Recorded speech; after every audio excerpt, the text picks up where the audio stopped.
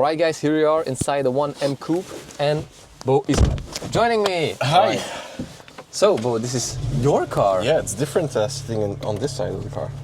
I do get that, yeah. Quite funny. You're not too scared, are you? No, it's going to be fine. Alright, but let's start with turning traction control off. I think that's the best. Honestly, it is a bit something with the 1M, I feel.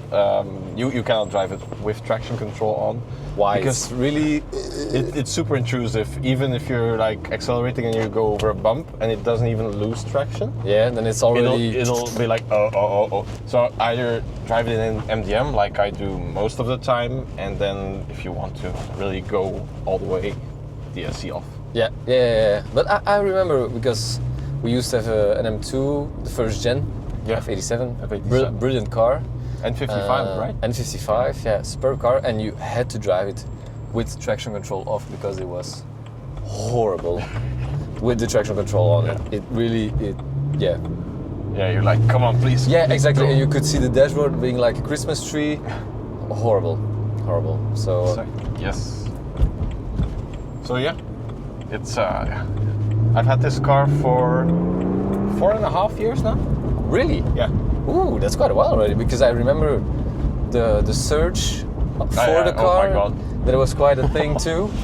I've searched for, I believe, 13 months to get the right one. Okay, so what was the right one? Because I was very picky on basically 3 things. The first thing was Valencia orange. The color definitely makes sense. And it's not the rarest color, which is the black color. But I don't like it in black. It's like a bit sad. I know, but if you would have bought it in 2011, 2012, I do really get it. Why? Because it was the most discreet it's such a cool daily to have. Yeah, that's true. Because it's you don't see it, it hides the curves really well. So first, Valencia orange. Makes sense. Okay. And even though it's not the rarest color, it's quite hard to find a Valencia orange one because they're very sought after, because it's the launch color and everybody wants the launch color, so. And not to hate on white and black, but it's only white and black. That's the other 2 options. There was 4 individual colors, 1 green, 1 blue, 1 yellow, and I think another blue one. But those were like the last ever built? They were the last ever built, and one of the blue ones, it was Monte Carlo blue. Okay. It was like on sale for 3 years for 100 grand. Oof. With 100,000 kilometers, so it doesn't make sense. But it was for really select customers, because they would take the car which was built in Leipzig, and they did not have individual painting in Leipzig. And then completely respray it afterwards? Or? They would start building it, and then when it went off to the paint booth, they took it off the production line, shipped it to München, painted it there, and then shipped it back to Leipzig to complete everything. Really? Yeah. And the old boss of BMW who approved the 1M. He also has one of the blue ones with custom blue stitching. Ooh. Because nice. Every other 1M is orange like this one. Stitching, yeah. But so it was, first and foremost this annoying fly. My ADD catches up with me. So back to it. Valencia orange, and then the second biggest thing for me was. Here we don't have a screen. I think that's one of the coolest features. That it's just a flat, pretty dashboard. There's no iDrive. You could have 4 different options. One was iDrive. One was like a TomTom navigation, which would sunk in a little bit. It's a super rare option, to be honest. It's very funny. It's very ugly, no? Probably, a little bit, but brakes are quite. But I asked for a bit of better brake pads once, because honestly it's the worst thing on the 1 Series. Jesus Christ. It's the worst thing on any BMW, it's the brake pads. Exactly. Yeah, brakes are trash. And I asked a friend, okay, like I want to have something a bit more sporty, but not go full track. And my friend who I asked it was like You He does full track. Yeah, I think he does 14 track days a year or something like that. You know him as well. Yeah. And yeah, big mistake, He's so- not the guy to ask advice. No. He's gonna be like, you should track more often, and you should make a track car of it. And Yeah. the To be honest, it's fun to have it on track, but it doesn't really like being tracked down. on the road, people are like, something's wrong with this car. Yeah, I do feel ashamed from time to time when I'm driving and like a lot of people around me are like, sorry, no, I can't help it, it's not broken. No, but yeah, it's back going to the dashboard because we're going. Sorry. everywhere. Yeah. So the dashboard's just a normal flat. Normal dashboard. flat, and you could Yeah. also have like a storage space, but the storage space looks really It's ugly like an to empty me. box or Yeah. something on the. And then the final thing was manual seats. I wanted to have manual seats because, makes sense, well, yeah. Now it doesn't make that much sense anymore. But back then, the automatic seats, they sit a little bit higher. Yeah, because And you have that the. everyone says don't get the automatic seats. So that Okay. was it. Optionally, ideally, I would have wanted the Harman Kardon as well. But Okay. yeah. But this one doesn't, because at the time BMW audio installations were not that crap. So No. back And, in the days, well, to be honest, you have 3 different options here. You have the BMW business radio, which comes standard, and it's just like for leasing. So Okay. just basic, and there's no tweeters in the sides here. Okay. It's just like this really ugly plastic cabinet. Then we have the BMW professional radio. It's a bit more fancy with everything going on here, and you also get the tweeters as well, which is a really nice thing. And then optionally, it goes fast. need to stay awake. Yeah, the wheelbase is so short, and it really likes to step out. What a fun car. Yeah, and then finally you had Harman Kardon, but honestly, with It's quite a it's- rare option, no? Or no, you see it quite often.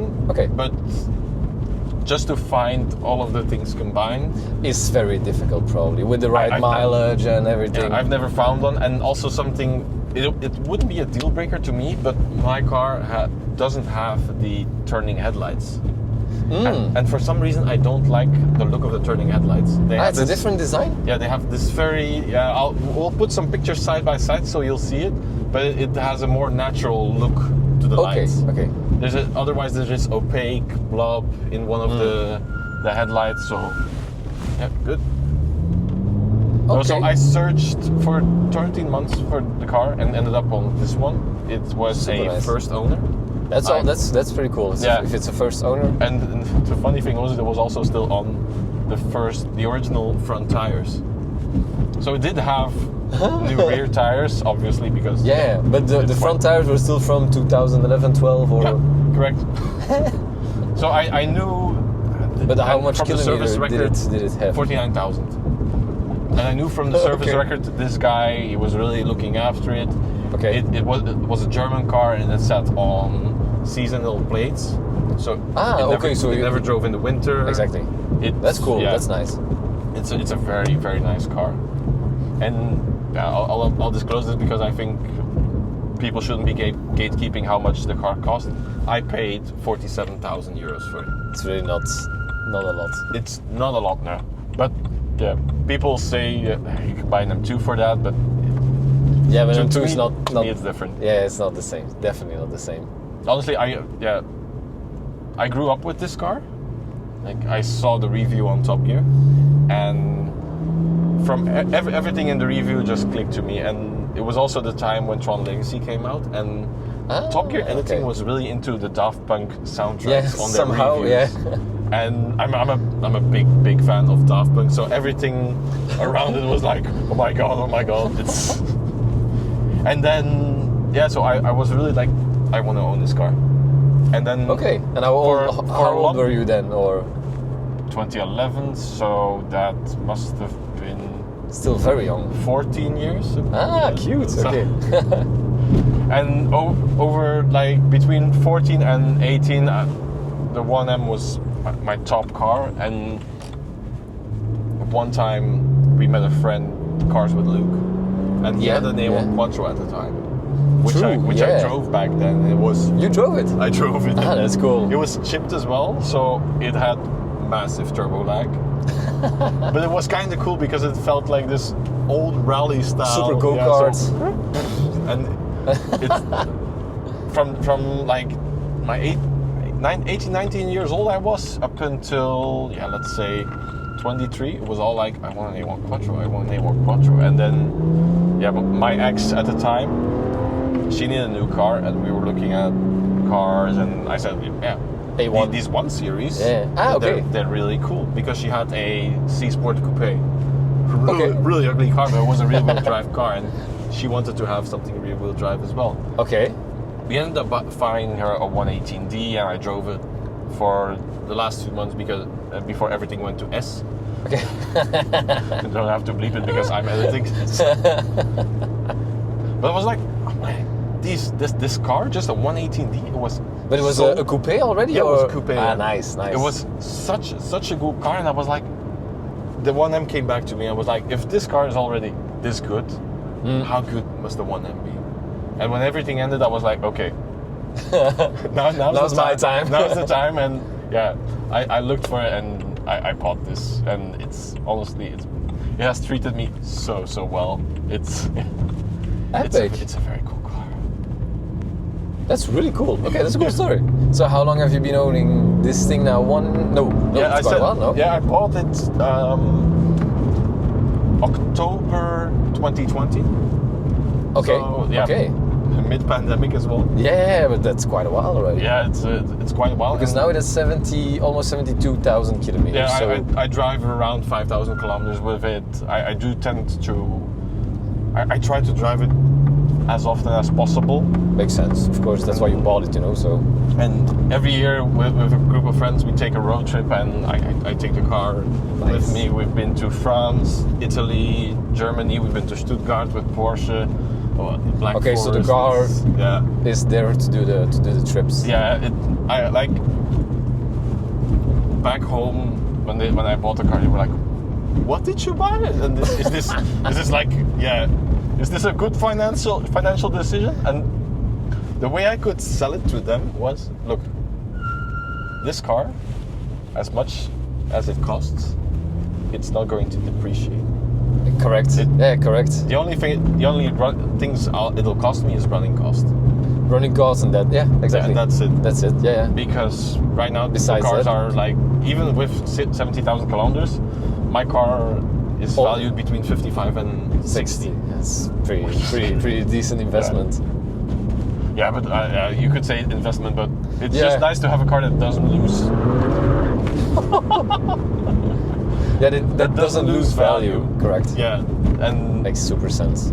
And that's why it's also nicer to buy a second-hand car, because one, you've already gone through the depreciation. The first depreciation. Yeah. Which, to be honest, yeah, this car also had, but I was too late to catch up with the depreciation because they were originally sold for like 50,000. Yeah, back in the day. Yeah, true. So they're still quite the same, and. As well, this car, the reason why it stuck to me is it's BMW's last car with hydraulic steering. It's BMW's last car with a mechanical rear diff. Okay, yeah. And it's BMW's last car without active sound in the interior. Also true. So I'm not going to say like it's old school, but somehow it is. In today's world, it's a very pure driving experience. Oh, the brakes, man. But that's what you want, the engaging driving experience, like...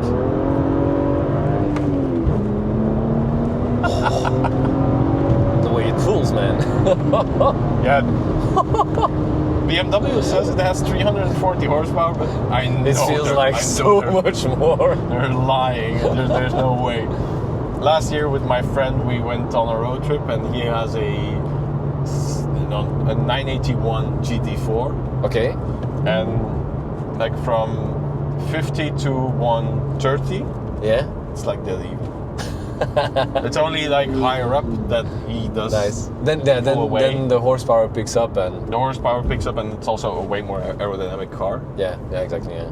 It's insane how it really continues and the torque is and it's really there. It's the torque with the gearing, because we then swapped, and if he was like, your car feels really fast. it's dead even, but the way it just feels, the 1M feels like almost twice as fast as the GT4. Very weird, but that's also turbo versus naturally aspirated. Yeah, still, it's a combination of the torque with the gearing, because the GT4 has a super long gearing. Yeah. Super nice. But then, and I see you changed some things inside this car. Yeah. I was like, before I bought it, I was like, oh, I'm going to do this, this, and this, and this, and then I didn't really do too much. I wanted to get the M logo back on the back. It came without the back. Yeah. M logo. Okay. So I wanted to try that. I'm still not sold if I'm going to keep it or not, but I think you should keep it. It's cool. Also cost me €75 at BMW. So. Really? Yes. Yeah, it's really cool. And then, I did want to have pole positions, and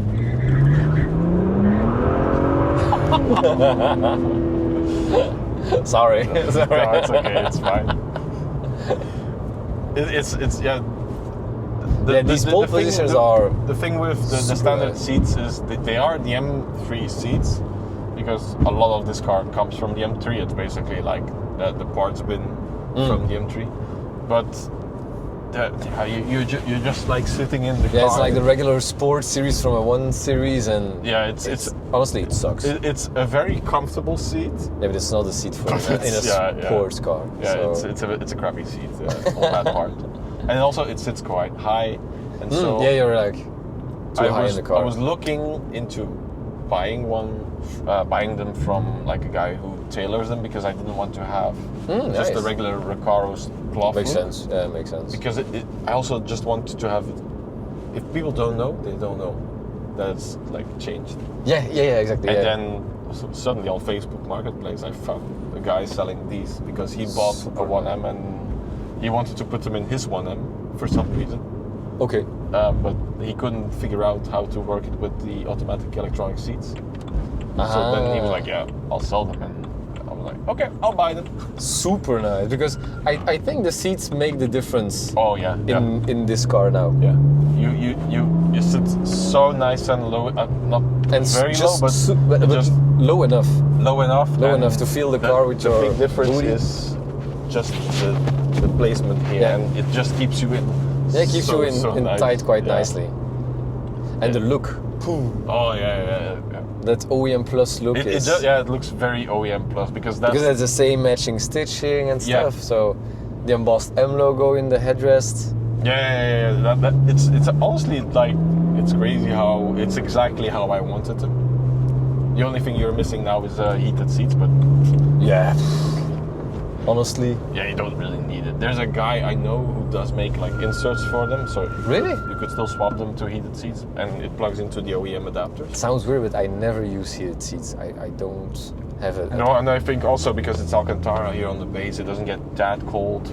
And exactly. I'm not driving it too much even in cold weather as well, so...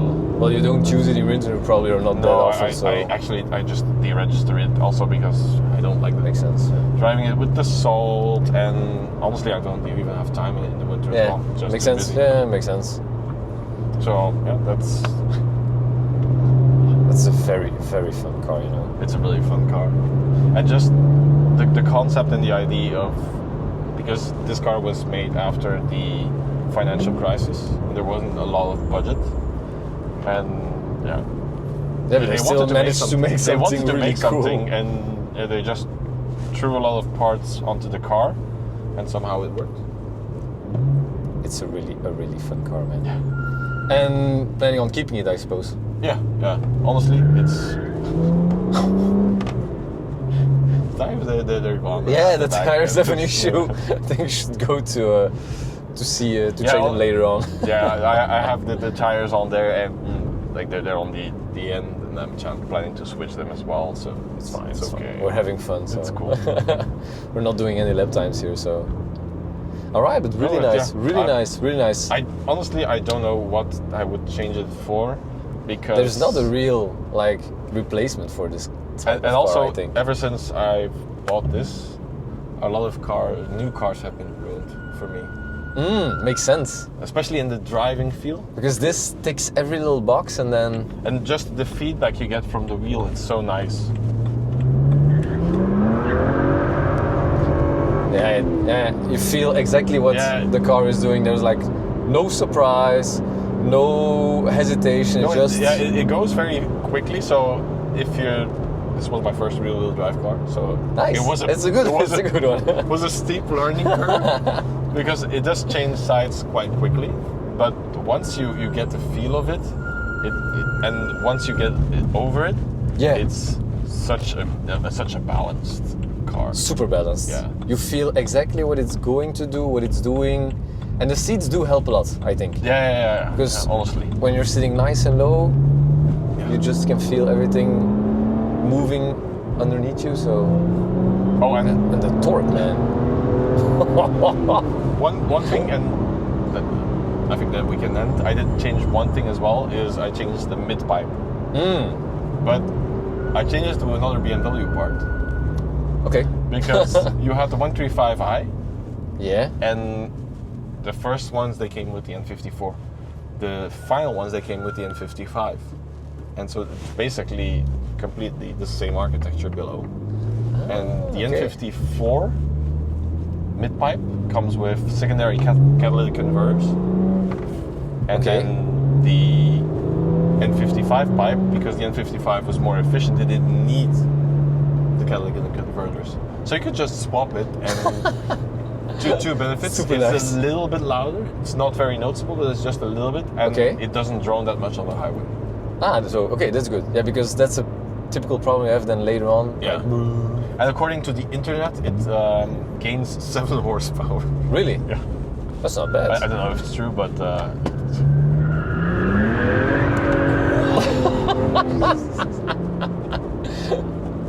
What a fun car, man! Oh, it's so much fun! And as well, you can just like be a hooligan with this car, or just enjoy some B roads and and go half, like just drive 50%, and it's super enjoyable as well. Exactly. Yeah, and that's why I really like this car as well, because it doesn't have to push me. That's the fun part, because this car feels fun even under 100 kilometers per hour or something like that. Yeah. And that's a big thing I think is missing with a lot of new cars. Makes sense. Yeah, it makes sense. Yeah, it is. Yeah. It is. Well, thank you very much for letting me drive this thing and for telling or sharing your story with my pleasure with the people online. Glad you liked it. I'm loving it, man. I'm loving it.